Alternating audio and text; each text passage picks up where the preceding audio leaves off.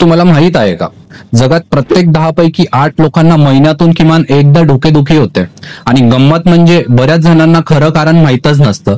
मग चला आज आपण एक छोट्या गोष्टीतून समजून घेऊयात डोकेदुखी खरं तर का होते.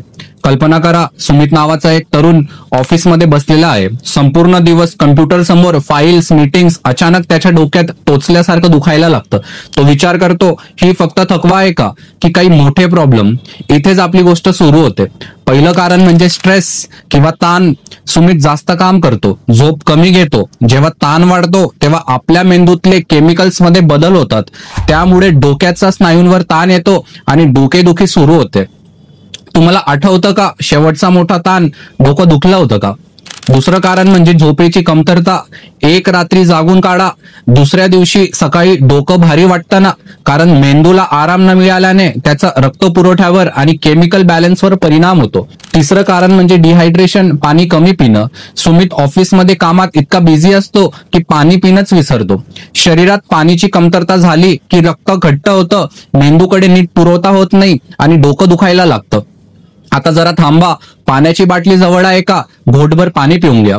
चौथं कारण म्हणजे डोळ्यांचा ताण. लॅपटॉप, मोबाईल स्क्रीन, सतत नजर खिळलेली असते. डोळ्यांच्या स्नायूंना विश्रांती नाही आणि हा ताण थेट डोक्यावर जातो.